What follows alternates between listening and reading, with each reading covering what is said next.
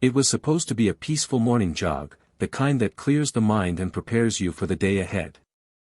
But as she laced up her sneakers and stepped into the quiet suburban park, she had no idea her presence would trigger something so ugly, so unnecessary, that it would leave her questioning the very system she had dedicated her life to. "Hey, you!" "Yeah, I'm talking to you," the voice barked from across the path. A tall, burly police officer in a crisp uniform stomped toward her, sunglasses perched low on his nose, his expression dripping with disdain. "What are you doing here?" Her heartbeat quickened, but not from the jog. She'd been here 100 times before. It was a public park, anyone could be here. She didn't respond immediately, unsure if she should engage. "You deaf or just ignoring me?" His tone sharpened, and his presence loomed closer. People around them stopped, eyes darting between the officer and the woman standing her ground. The morning air grew thick with tension. "I'm just running," she replied, her voice steady but tinged with disbelief. "Is there a problem?" "A problem?" He let out a sharp laugh. "Yeah, there's a problem. You don't belong here." The words hit harder than she expected, each syllable drenched in a venom that felt all too familiar.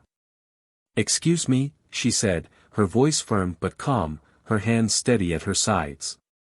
She could feel the eyes on her now, strangers who didn't intervene, who didn't question. "You heard me," he spat, stepping closer, invading her space. "We've had reports of suspicious activity in this park. You match the description." Suspicious activity. She knew exactly what that meant. Her skin prickled under the weight of his gaze. "You mean jogging?" she asked, her tone sharpening. The officer's jaw tightened. "Don't get smart with me. ID, now." She reached for her phone instead.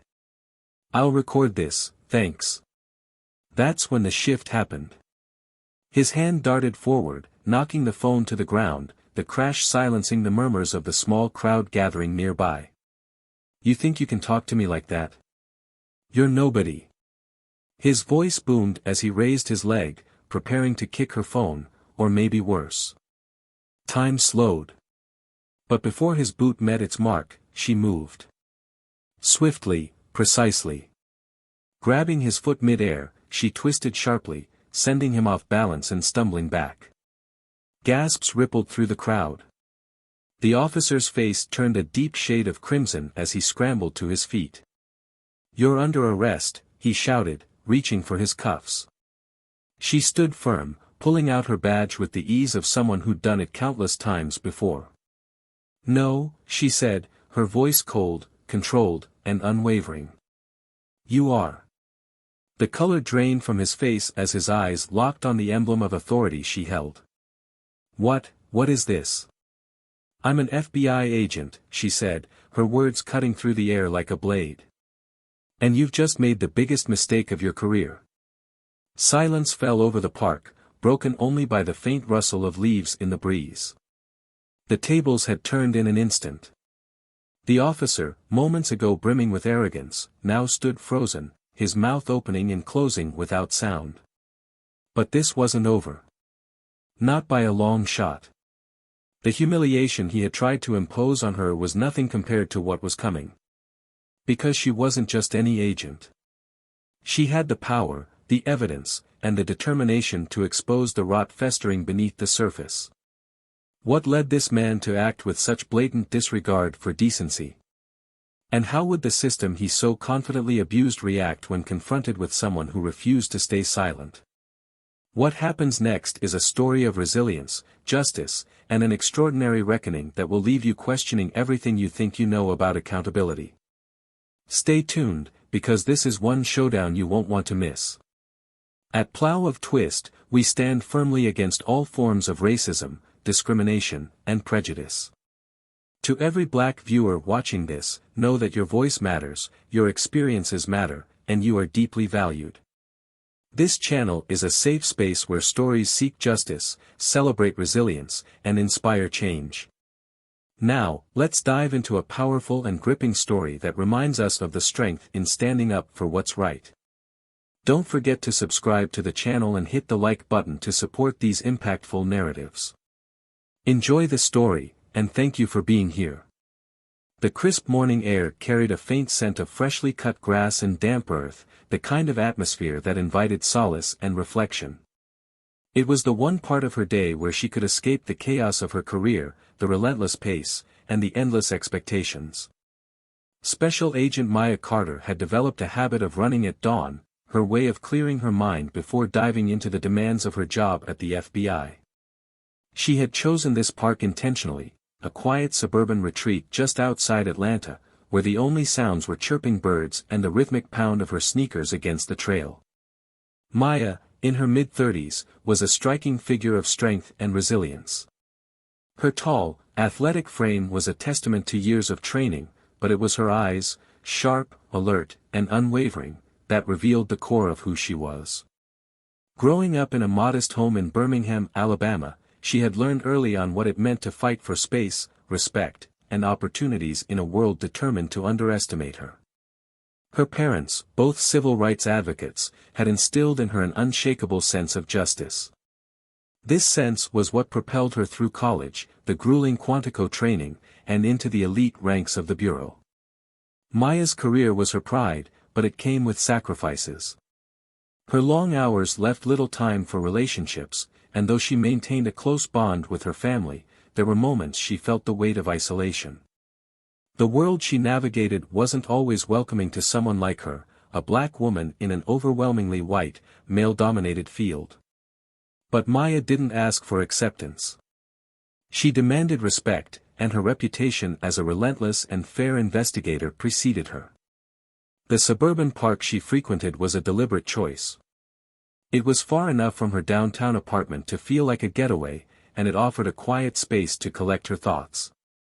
The park itself was sprawling, with winding trails flanked by towering oaks and clusters of azaleas in bloom. At its heart was a modest lake, its surface glassy and still in the morning light. It wasn't uncommon for locals to greet one another with nods or small waves, but Maya preferred to stay in her lane, focused on her run. This morning felt no different, at least at first. She stretched near her car, adjusting her earbuds and tying her laces with the precision of someone who thrived on routine. She noticed a few regulars on the trail, an elderly couple walking their golden retriever, a young woman pushing a stroller, and a middle-aged man doing lunges near the picnic area. Familiar faces in an otherwise unfamiliar town. Maya had moved to Atlanta a year ago, transferring to a regional FBI field office after wrapping up a lengthy assignment in New York. The move was meant to give her some breathing room, a chance to recalibrate after the intensity of her last case. But even in a city like Atlanta, with its rich black culture and history, there were reminders that racism didn't need an invitation to show up unannounced. One such reminder was Officer Greg Harding. Harding was a veteran of the local police force, a man in his late 40s with a stocky build, a perpetual scowl, and an ego as large as his jurisdiction. For Greg, the badge wasn't just a symbol of authority, it was a shield for his prejudices. Growing up in a small, predominantly white town in Georgia, Harding had been raised in an environment steeped in us versus them rhetoric.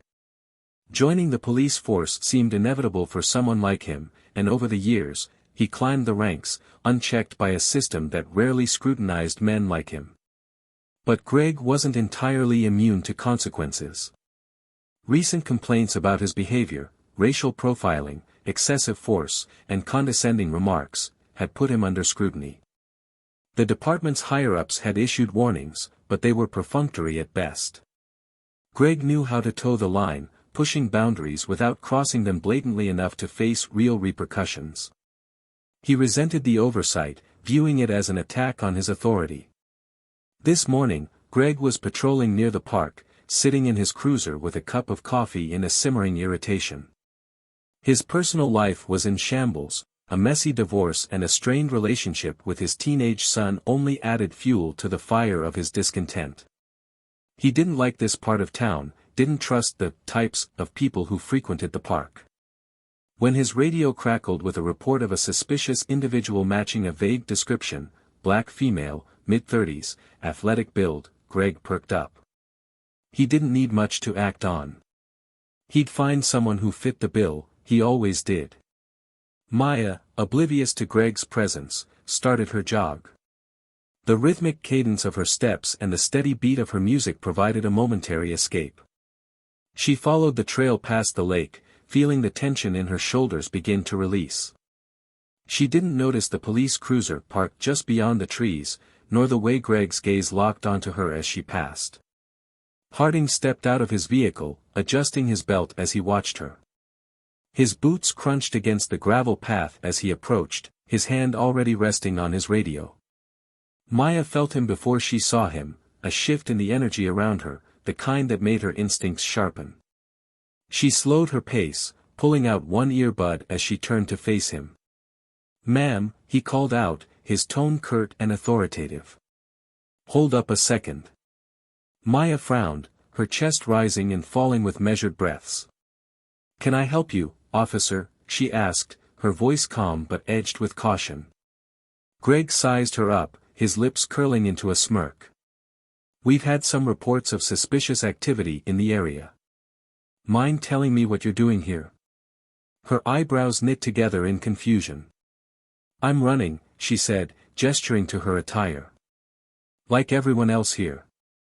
"Is that right?" he said, taking a step closer. "You got ID on you?" Maya blinked, taken aback. "ID? For jogging in a public park?" "Don't get smart with me," Greg snapped. "Just show me your ID, and we won't have a problem." The exchange drew the attention of a few bystanders, their eyes darting between the officer and the jogger. Maya felt the weight of their stares but kept her composure. "Officer, I'm not required to carry ID while running," she said firmly. "Is there a reason you're singling me out?" Greg's face hardened. He didn't like being questioned, especially not by someone like her. "Look," he said, his voice lowering but losing none of its edge, "you can cooperate, or I can make this a lot harder for you." Maya's jaw tightened. She had faced this kind of treatment before, too many times to count. But she also knew better than to escalate the situation. Still, she couldn't shake the burning sense of injustice simmering beneath her calm exterior. The stage was set, and both players stood at the precipice of a confrontation that would unravel in ways neither of them could foresee. The tension lingered in the air long after Greg Harding's sharp demands echoed through the park. Maya Carter's pulse quickened, though not from fear, she knew exactly how these encounters played out. But this time, the stakes felt different. She wasn't just a civilian being profiled, she was an FBI agent who had dedicated her career to exposing systemic injustices like the one unfolding right in front of her. Greg stood firm, his hands on his hips, his posture screaming authority. Around them, the morning joggers hesitated, unsure whether to intervene or keep their distance. The old couple with the golden retriever exchanged uneasy glances before retreating down the trail. A mother hurriedly pushed her stroller away, casting nervous looks over her shoulder. The park, once peaceful, now felt charged, like a brewing storm. "Are we going to have a problem here, or are you going to cooperate?" Greg said, his tone laced with impatience. He wasn't used to people like her challenging him, and it showed. Maya took a deep breath, keeping her voice measured. "Officer, I've told you already. I'm here for a jog, just like everyone else. I haven't done anything to warrant this kind of treatment." Greg's smirk deepened, the condescension dripping from his every word. "Listen, lady, I don't care what you think you're doing. I asked for your ID. If you're not carrying it, that's your problem. Now, either you follow my instructions, or I'll take this to the next level." "Your choice." "Take it to the next level." Maya's voice remained calm, but her eyes locked onto his with a quiet intensity that made him falter for just a moment. "Are you threatening me?" Greg's posture stiffened. "Don't twist my words. I'm giving you a chance to make this easy on yourself. Don't push it." Before Maya could respond, a young man in a hoodie, jogging nearby, stopped and hesitated. "Hey, is everything okay here?" he asked, his voice tentative but concerned. He glanced at Maya, then at Greg, as if weighing his options. Greg turned on him instantly. "This doesn't concern you. Keep moving." The man hesitated, his eyes flickering to Maya. "It just looks like she's not doing anything wrong." "Maybe you should," I said. "Keep moving." Greg barked, taking a step toward the man, who flinched and reluctantly jogged away. Maya clenched her fists at her sides, biting back the urge to escalate. She knew she couldn't let this get out of hand, not here, not now. But the humiliation, the unfairness of it all, burned in her chest. "You're scaring people," she said, her voice low but firm. "Do you even realize what you're doing?" Greg sneered, leaning in slightly. "What I'm doing," he said, his voice dripping with mockery, "is my job. Something you wouldn't understand." Maya narrowed her eyes, her calm exterior cracking just enough to let a flash of her true feelings show. "I understand a lot more than you think." The air between them felt electric, charged with the weight of all the unspoken truths Maya wasn't yet ready to reveal. Greg didn't know who he was dealing with, and for now, she let him wallow in his ignorance. But that patience was wearing thin, and Greg's next move would determine just how far this encounter would go. "Turn around," Greg ordered, pulling out his radio. "I'm detaining you for further questioning." "Detaining me?" Maya repeated, her voice rising slightly. She couldn't help the incredulous laugh that followed. "For what? Running?" "You're being uncooperative," Greg said, his face reddening. "That's reason enough." "No, it's not," Maya shot back, her tone sharper now. "And you know it. You're making this up as you go because you think you can get away with it." Greg's jaw tightened, and for a moment, the mask slipped.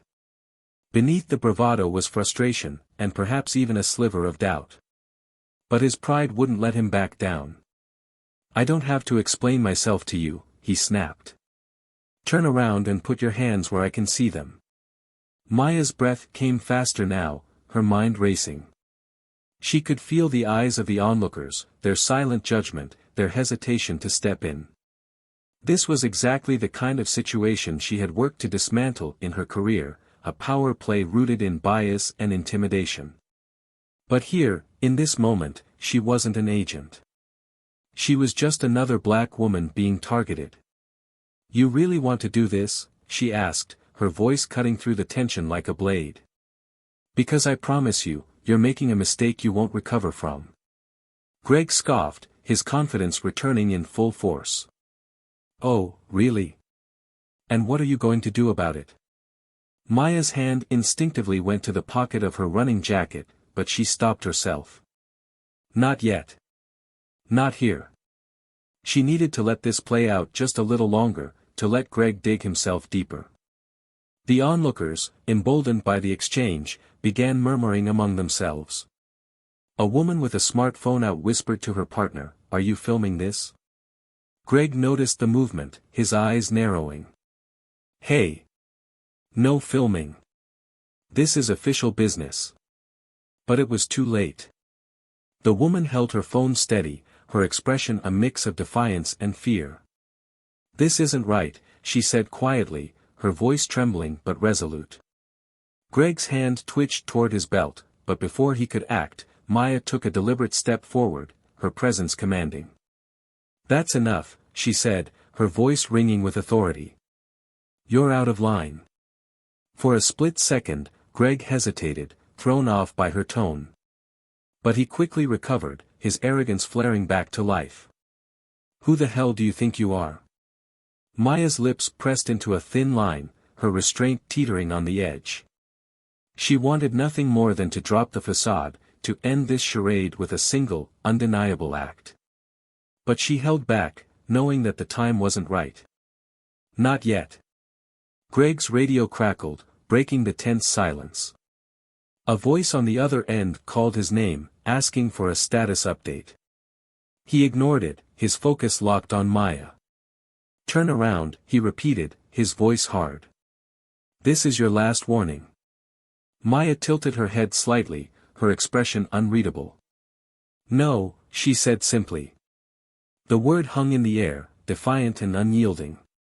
The crowd, now larger, watched with bated breath, their collective anticipation thickening the air. Something was about to happen, something big. And though no one could predict exactly what, they couldn't look away. Greg's face twisted with frustration, his grip on the situation slipping. And Maya, standing tall and resolute, prepared herself for the moment she would finally reveal the truth. Whatever happened next, there would be no turning back. The crowd had grown, and so had the tension. The park, once serene, now felt like the setting of a brewing storm.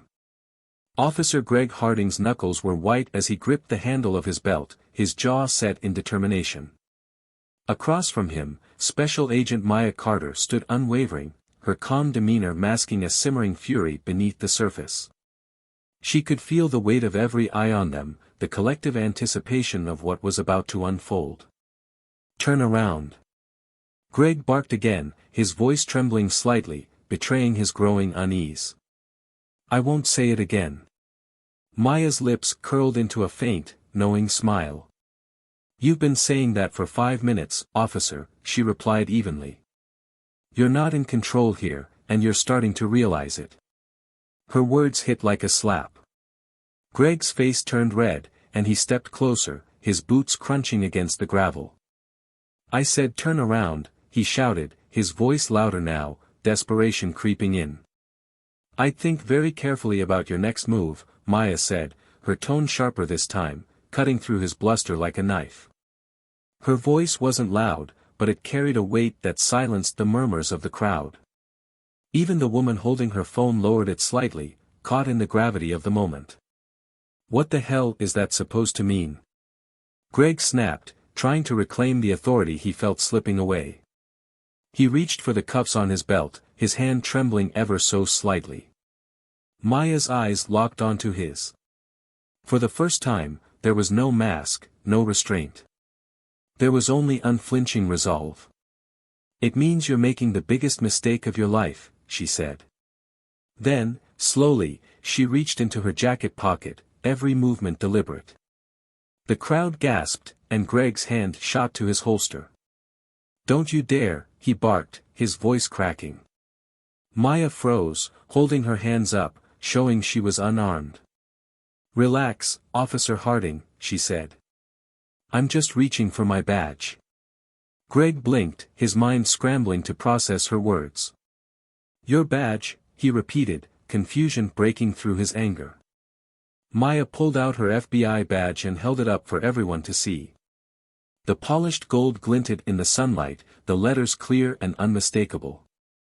The murmurs of the crowd erupted into full-blown whispers and gasps. Greg's face drained of color. His eyes darted from the badge to Maya's face, then to the crowd, which now watched with renewed interest. What is this?" he stammered, his bravado crumbling. "This," Maya said, her voice cutting through the chaos, "is the authority you're trying to abuse. I'm Special Agent Maya Carter with the Federal Bureau of Investigation. And you," she stepped closer, her words like daggers, "are officially out of your depth." Greg took a stumbling step back, his mind racing. He looked at the badge again, as though hoping it was a trick. "FBI?" he repeated, his voice barely above a whisper. "That's right," Maya said, her voice steady and commanding. "And I've been watching officers like you my entire career. Men who think the badge gives them the right to intimidate, to discriminate, to act like they're untouchable." She took another step forward, forcing him to meet her gaze. "But here's the thing, Officer Harding. You're not untouchable. You're accountable. And now, you're going to answer for what you've done." The weight of her words settled over Greg like a lead blanket. He opened his mouth to speak, but no sound came out. The crowd, once a silent audience, now buzzed with disbelief and outrage. The woman with the phone began recording again, capturing every detail of Greg's unraveling. "You think you can just pull this?" Greg finally spat, his voice trembling. "You think you're going to ruin my career over this?" Maya raised an eyebrow. You're ruining your own career, officer. I'm just here to make sure it's documented. She turned slightly, addressing the crowd. And it seems like plenty of witnesses are willing to help. Greg's head snapped toward the onlookers, who immediately avoided his gaze. He felt cornered, exposed, his authority slipping through his fingers like sand. You don't know who you're messing with, he said, his voice lower now, desperate. Oh, I know exactly who I'm dealing with, Maya said, her tone icy. I've seen your kind before. And I know how this ends. Greg's radio crackled to life again, the dispatcher's voice cutting through the tension. Unit 47, report your status. Greg didn't answer. His hand hovered over the radio, but he couldn't bring himself to respond. Maya took a step back, crossing her arms as she watched him struggle to regain control. What's it going to be, officer? She asked. Are you going to keep digging this hole, or are you ready to face the consequences? Greg's eyes darted to the crowd, then back to Maya. He was out of moves, and he knew it. But he couldn't bring himself to surrender, not here, not like this. You're bluffing, he said weakly, though the words carried no conviction. Maya smiled, but it was cold, devoid of any humor. Am I? She said, pulling out her phone. She tapped a few buttons and turned the screen toward him. It displayed a live call, her supervisor at the FBI. The name and number were clear. Go ahead, she said. Make your move. Greg stared at the phone, his face a mask of defeat.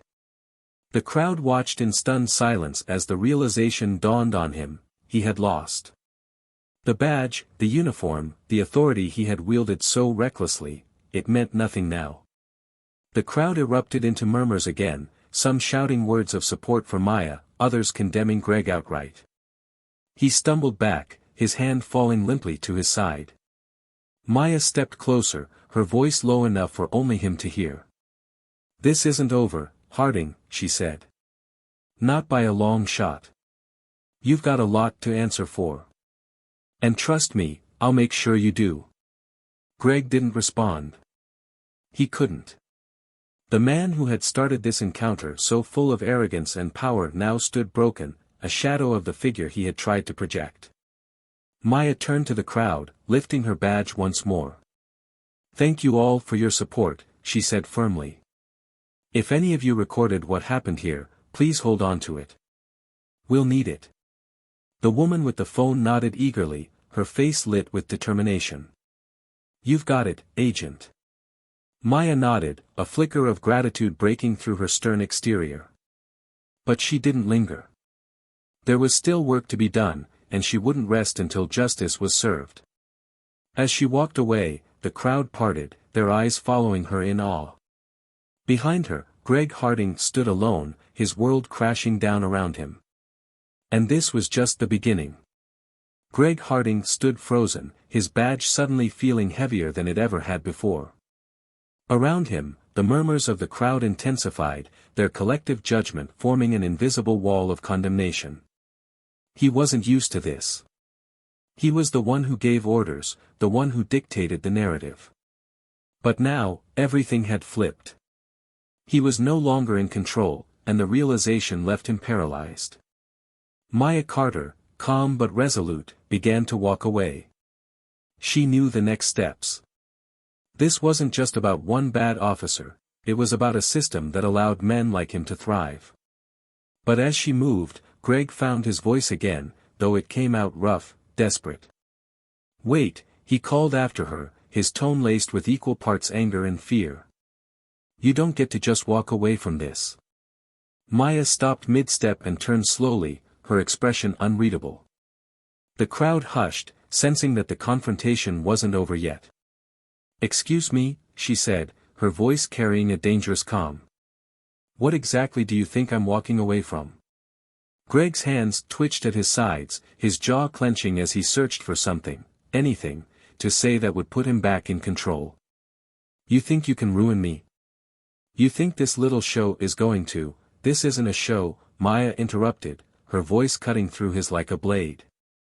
She stepped closer, closing the distance between them once again. This is accountability, Harding. Something you've clearly never had to face.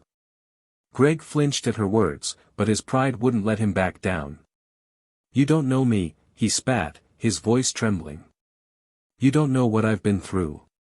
Maya's eyebrows lifted slightly, and for a moment, there was a flicker of something in her eyes, pity, maybe, or curiosity. But it vanished as quickly as it appeared. You're right, she said. I don't know you. But I know men like you. Men who think the badge gives them the right to decide who belongs and who doesn't. Men who use their authority to intimidate, to oppress, to humiliate. And I've spent my entire career making sure they face the consequences of their actions. Her words landed like a hammer, each one stripping away another layer of Greg's defenses. He opened his mouth to respond, but Maya wasn't done. You've been hiding behind that uniform for years, she continued, her voice steady and relentless. But the uniform doesn't make you untouchable. It doesn't make you right. It doesn't protect you from the truth. And the truth is, you've been abusing your power. And now, you're going to answer for it. The crowd murmured in agreement, their eyes locked on Greg. He looked around, his face pale, his bravado slipping further with every second. He was trapped, and he knew it. Why are you doing this? He asked finally, his voice quieter now, almost pleading. What do you want from me? Maya tilted her head slightly, studying him. For the first time, she allowed a small, bitter smile to cross her lips. What do I want? She repeated. I want justice. I want you to understand what it feels like to be powerless, to have someone strip away your dignity for no reason other than the color of your skin. Greg's eyes widened, the words hitting him like a punch to the gut. He opened his mouth to argue, to defend himself, but the weight of her gaze silenced him. This isn't just about you, Harding, Maya continued, her voice softer now, but no less powerful. This is about every person you've ever made feel small. Every person you've ever targeted because they didn't fit into your narrow idea of who belongs. This is about making sure you never do it again. Greg looked away, his chest rising and falling with shallow breaths. The crowd watched in silence, their faces a mix of anger, awe, and something close to satisfaction. The mighty had fallen, and they were witnessing it firsthand. Maya took a step back, letting her words hang in the air. She didn't need to say anything else. The damage was done, and Greg knew it. But just as she turned to leave again, he spoke, his voice barely above a whisper. I didn't mean for it to go this far. Maya paused, her back still to him. Slowly, she turned her head, her expression unreadable. What did you mean, then? She asked, her voice sharp but not unkind.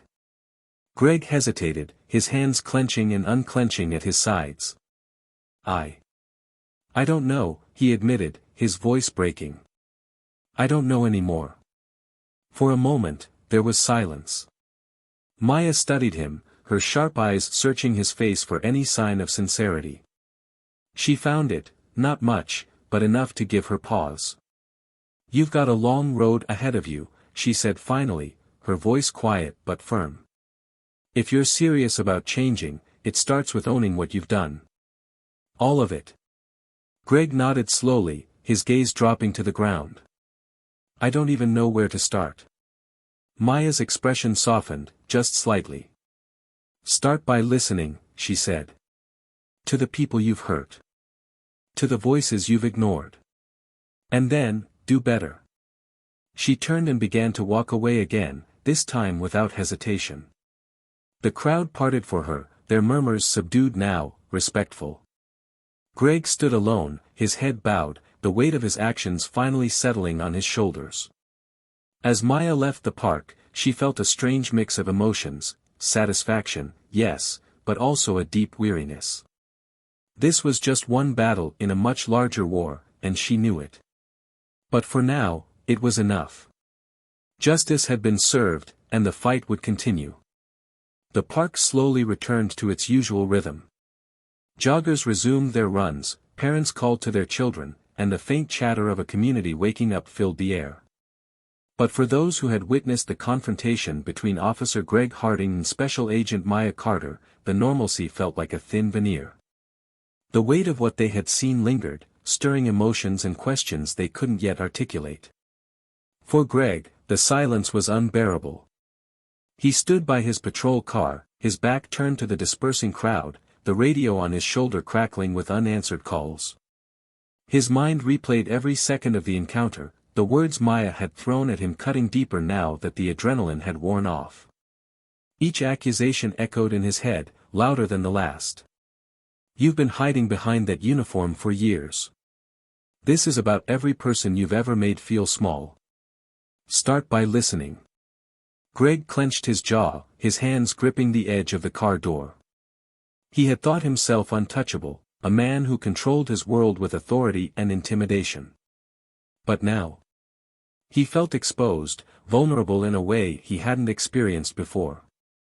The badge that once empowered him now felt like a mark of shame.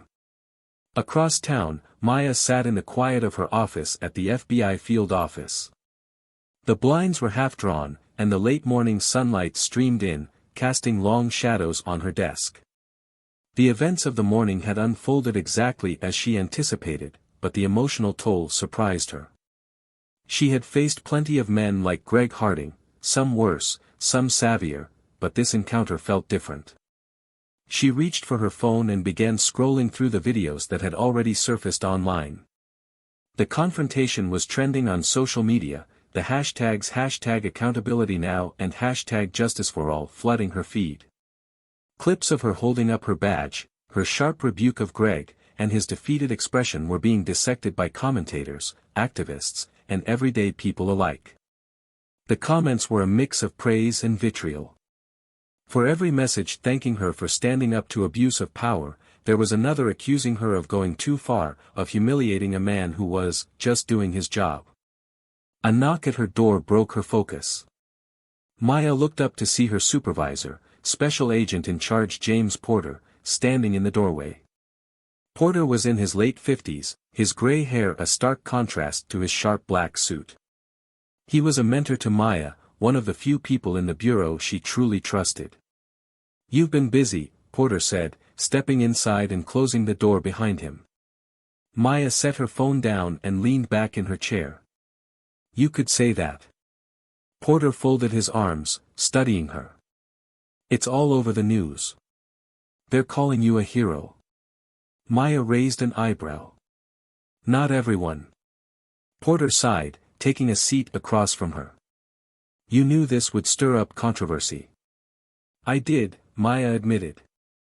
"But it wasn't about creating a spectacle. That officer needed to be held accountable, and I wasn't about to let him walk away without facing the consequences."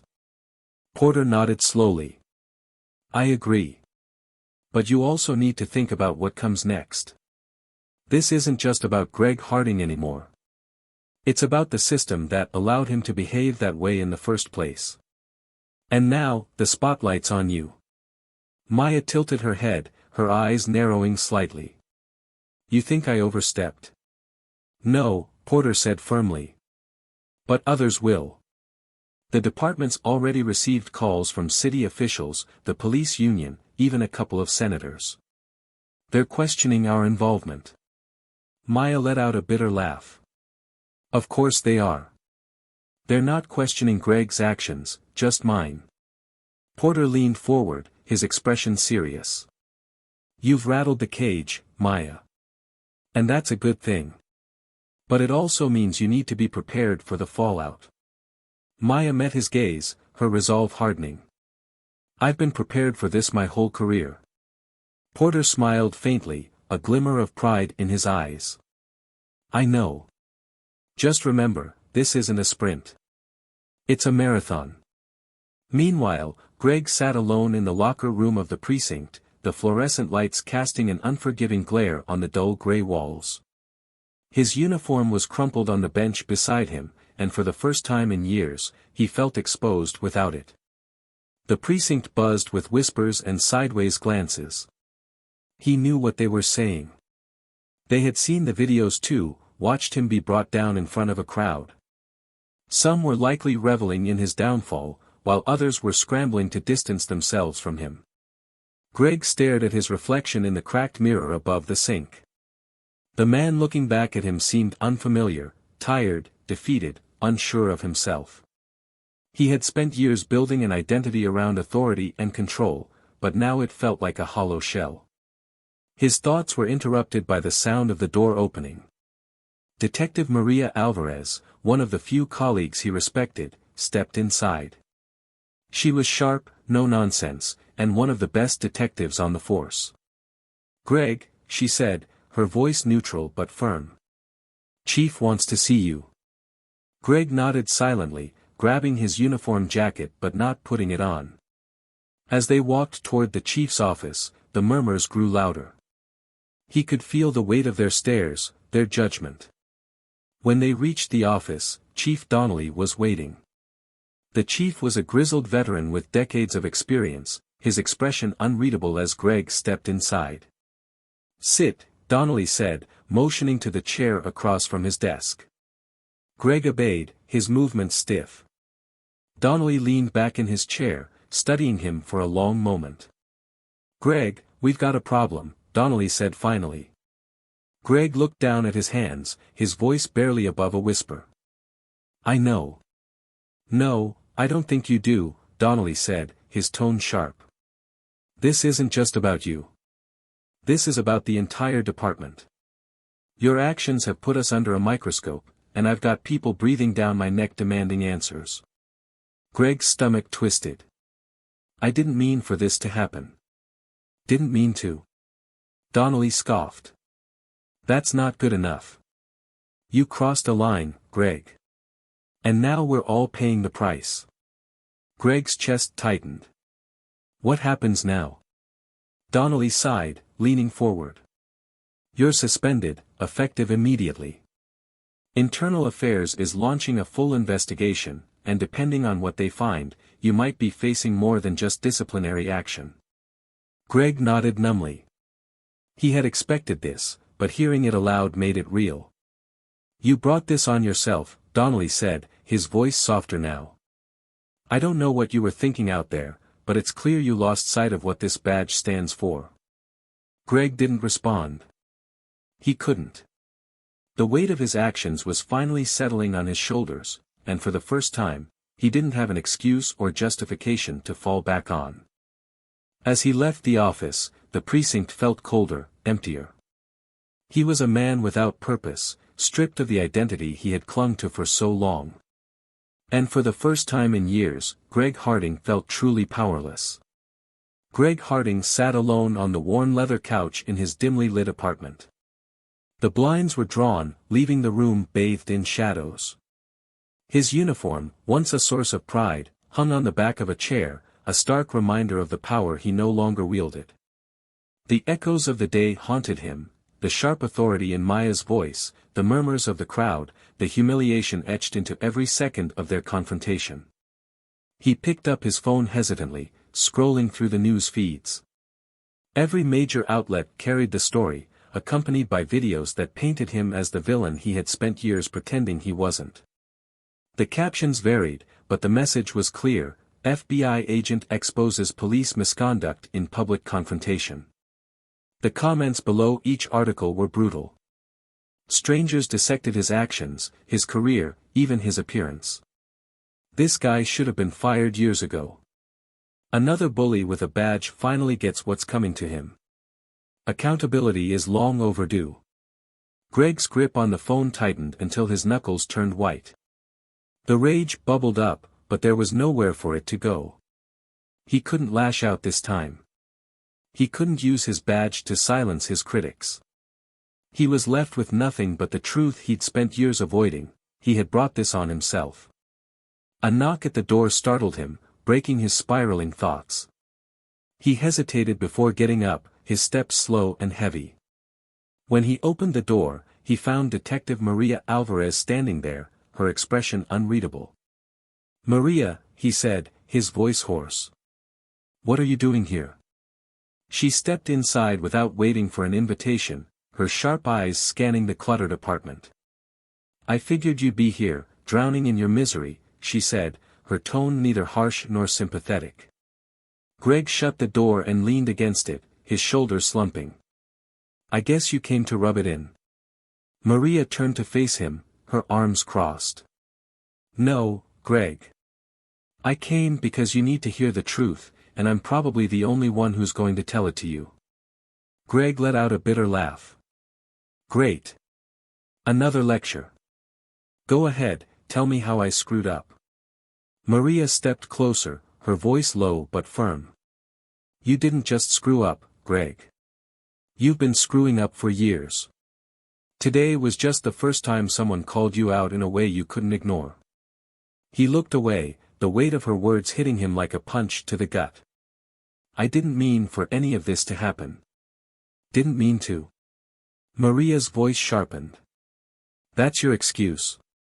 You didn't mean to profile her. You didn't mean to use your position to intimidate her. Come on, Greg. You're better than that." "Am I?" he shot back, his voice rising. "Because right now, I feel like a damn failure." Maria's gaze softened slightly, but her tone remained steady. "You're not a failure, Greg. But you've lost your way. And if you don't figure out how to fix it, you will be." Greg sank back onto the couch, burying his face in his hands. "I don't even know where to start." Maria sat down across from him, her voice gentler now. "You start by facing the truth. Not just about what you did today, but about who you've become. When did you start thinking the badge gave you the right to act like this?" He didn't answer right away. The silence stretched between them, heavy with unspoken regrets. Finally, he looked up, his eyes filled with a mixture of anger and despair. "You think I wanted to be this guy? I didn't sign up for this to hurt people. Then why did you?" Maria pressed. "What were you trying to prove?" Greg opened his mouth to respond but stopped himself. The truth lingered on the edge of his thoughts, something he had avoided confronting for years. Finally, he spoke, his voice barely above a whisper. "I wanted to matter. I wanted people to respect me."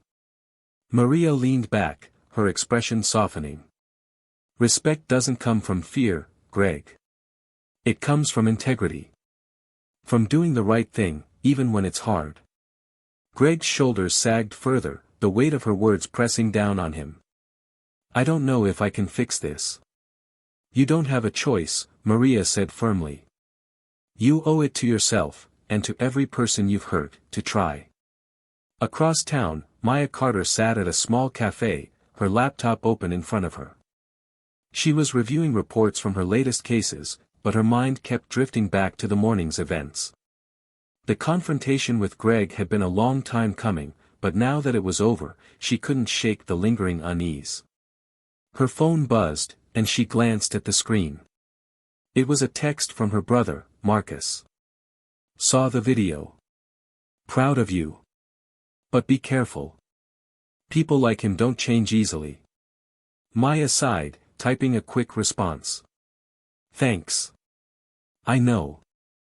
The truth was, she wasn't sure what to expect from Greg Harding. Men like him didn't often reflect on their actions or seek redemption. But there had been something in his eyes during their confrontation, a flicker of shame, perhaps even regret. It wasn't much, but it was enough to give her pause. Her thoughts were interrupted by the arrival of her supervisor, James Porter. He slid into the seat across from her, a cup of coffee in hand. "You look like you're carrying the weight of the world," he said, his tone light but concerned. Maya managed a small smile. "Just processing." Porter nodded, taking a sip of his coffee. "You did good today, Maya. But I know you. You're thinking about what comes next." She nodded, her gaze distant. "I am. Because this can't just be about one officer.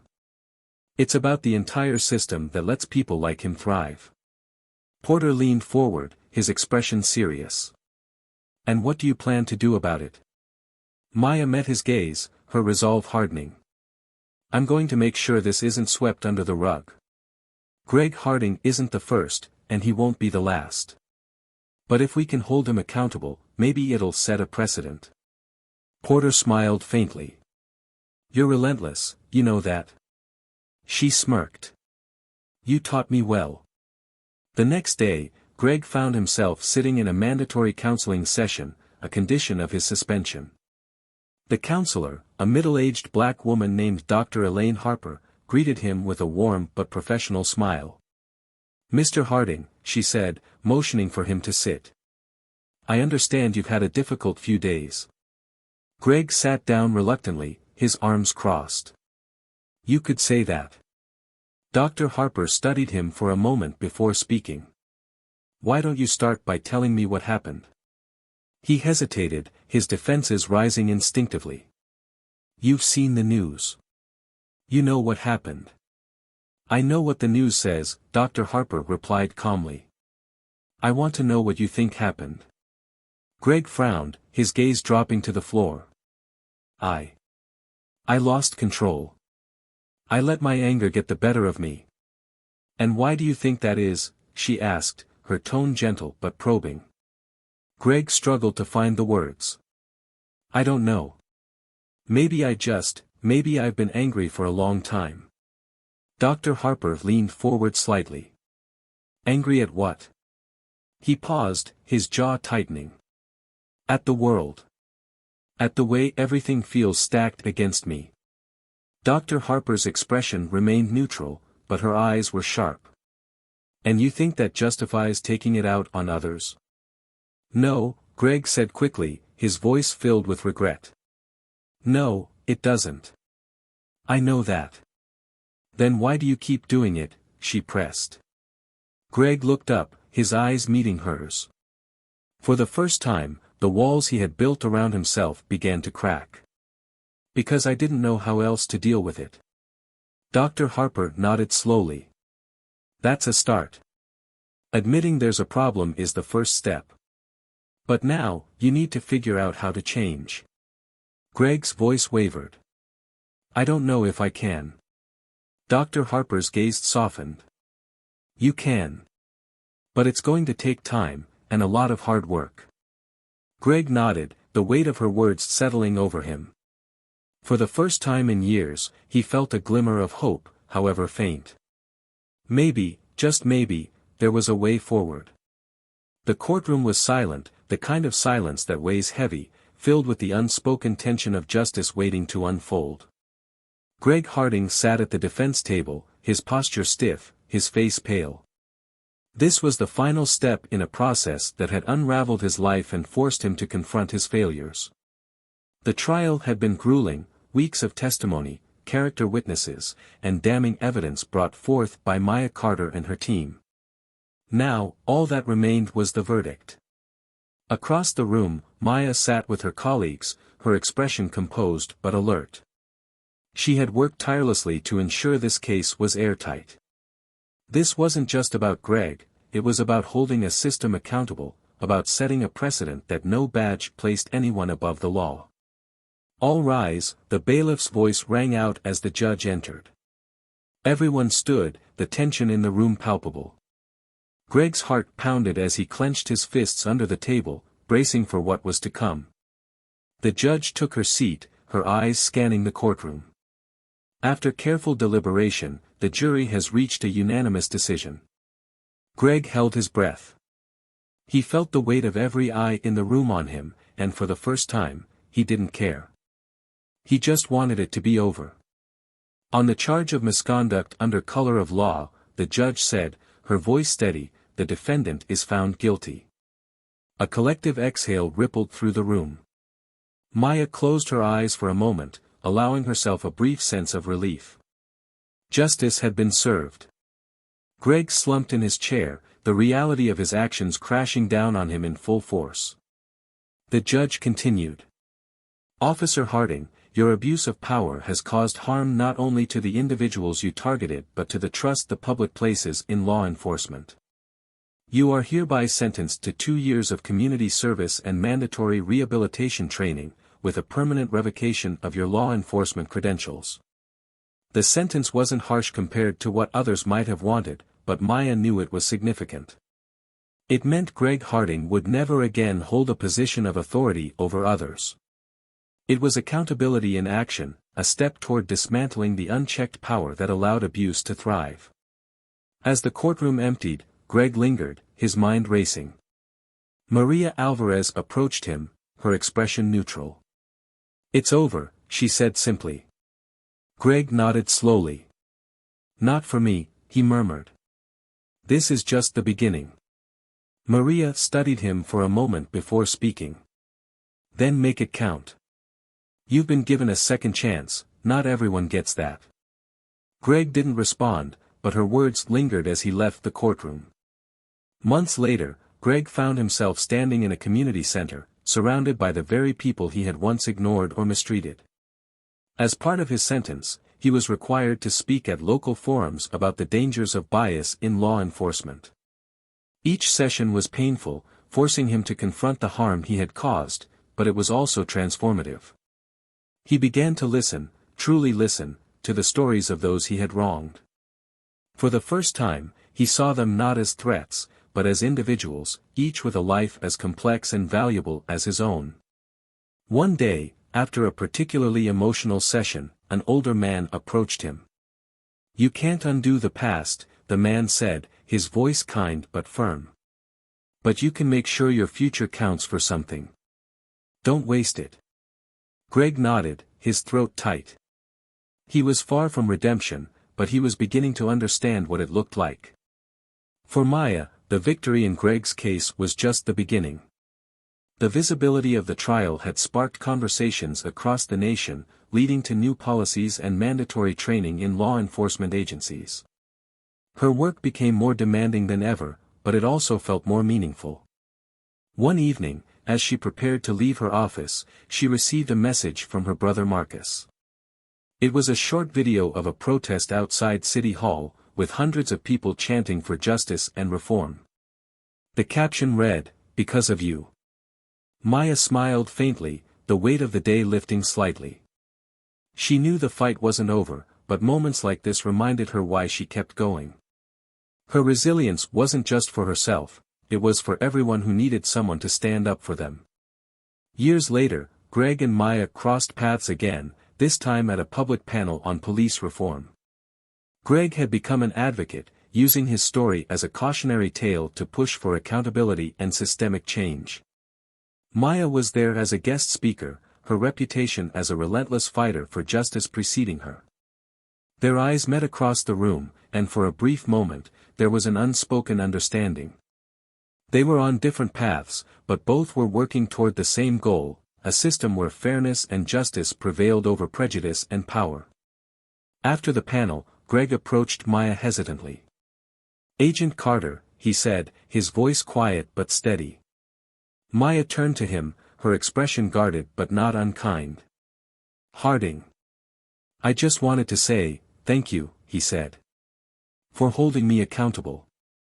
I didn't see it then, but you gave me a chance to change." Maya studied him for a moment before nodding. "Accountability isn't about revenge," she said. "It's about making sure the harm stops here. If you're serious about change, keep proving it." Greg nodded, a flicker of gratitude in his eyes. "I will. This story isn't just about the downfall of a man or the triumph of another, it's about the systems that shape us and the choices we make within them." Greg Harding's journey from arrogance to accountability reminds us that change is possible, but it requires confronting hard truths and making difficult choices. Maya Carter's unwavering commitment to justice shows us the power of resilience and the importance of fighting for what's right, even when the odds feel stacked against us. What do you think? Can people like Greg truly change, or are some actions beyond redemption?